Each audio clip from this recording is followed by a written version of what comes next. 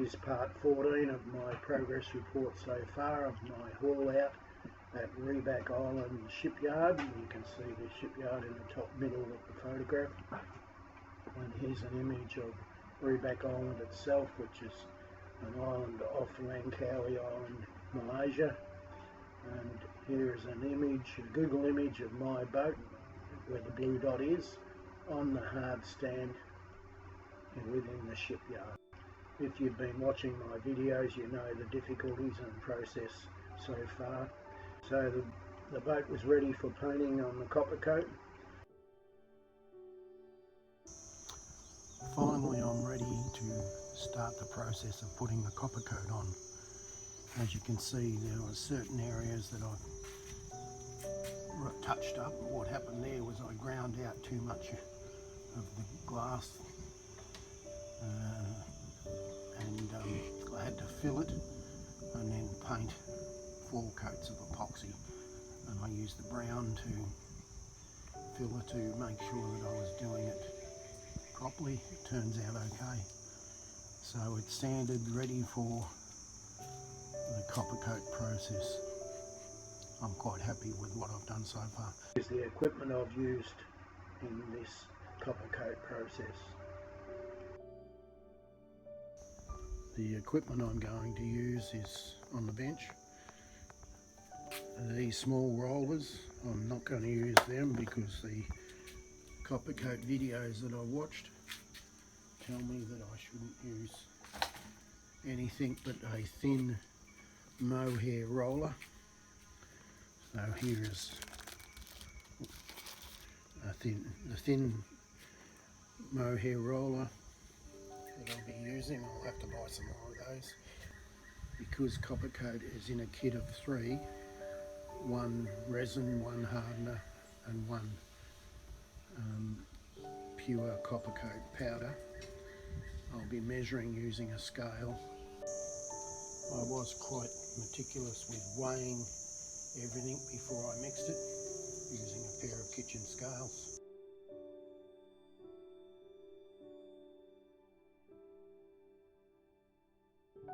So we're going to do a test case on the rudder.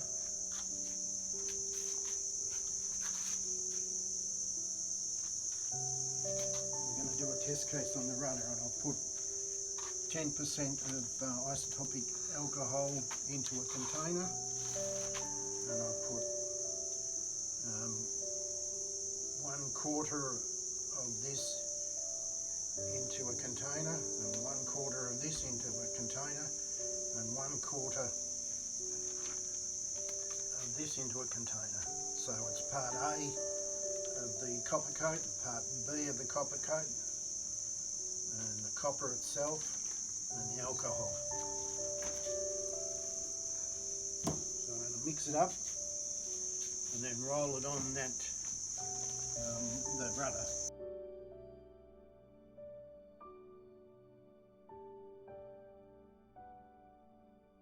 I put parts A and B of the copper coat kit into a small cup and realised the cup was too small, so I poured it into a larger bowl, and although it looks like I didn't mix it properly, I used alcohol to wash the cup out.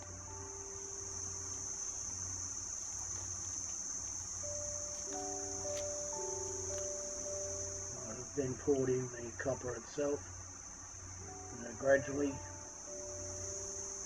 and as I did that I realised that it was too thick to continue to pour, so I put in and rinsed the cups with the isotopic alcohol,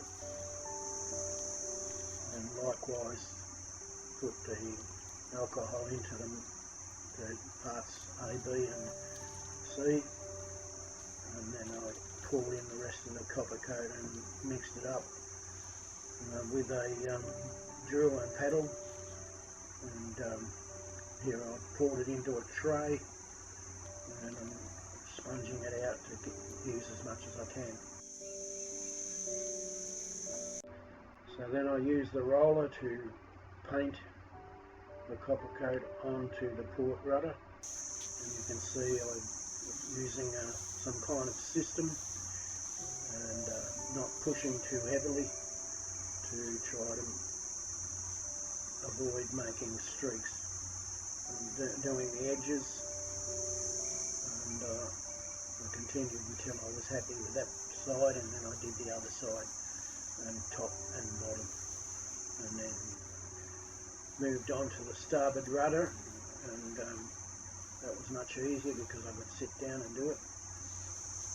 And you can see that I've got more than one coat on that already. Then I moved on to doing the starboard keel, and after that the port keel. This is one coat of one kit. So this is what was left over. I only got the one coat on before I ran out of the first kit. So you can see some unfinished areas. The second coat would have covered that. Here's two coats, but it's still not quite good enough. A third will probably fix it up, and I'll have another look at whether I do a fourth coat.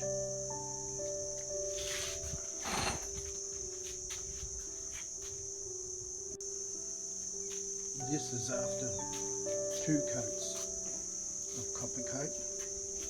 A couple of mistakes, but I'm quite happy with the job. So this is the starboard rudder, and it's turned out okay. A little bit of running, but not much, hardly noticeable. This is the rudder that I had repaired with 4 coats of copper coat on it, and it turned out really well. Then my wife and I began painting the hulls with the copper coat, and it turned out that the inside and the outside of the port and starboard hulls took 2 kits each to complete the task. In some areas it was 2.5 kits. But you see that I've rolled on vertical strokes, and then I've done diagonal strokes across areas. I tried to do larger areas, but it didn't work out that well. Now I'm doing vertical strokes again, but we're using a light pressure on the roller. I quickly learnt that in Malaysia's 30-degree heat, 15% alcohol is definitely needed. This is the final result of 4 coats of copper coat on the starboard inside hull. 4 coats of copper coat in one morning on one side of the hull. I did it myself along with my wife. I had to use 15% alcohol, recommended by the supplier, and when I got to the final coat it was about midday, and it dried out, and this is where I started to have some copper streaking because it became too thick. But other than that, it's a great finish for an amateur.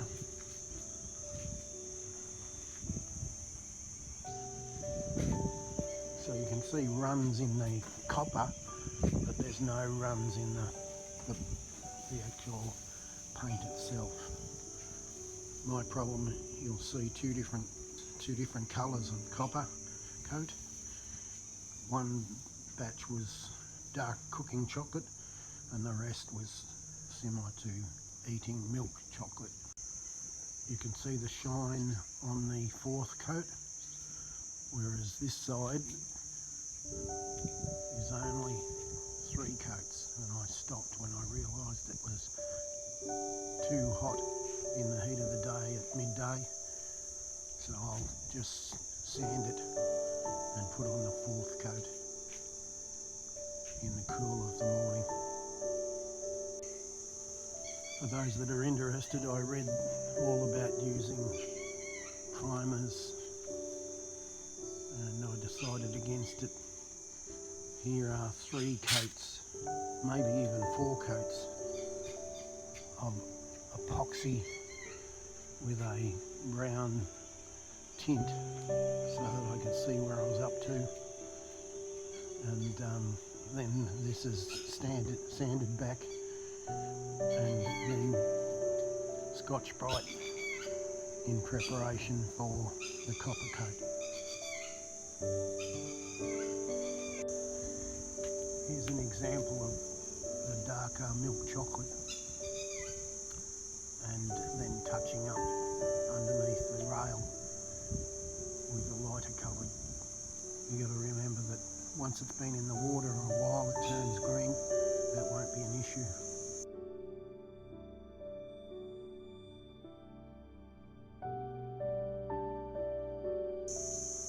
After 2 coats of copper coat, it became quite obvious that I needed to wash my brushes and equipment. So that's something you need to be aware of.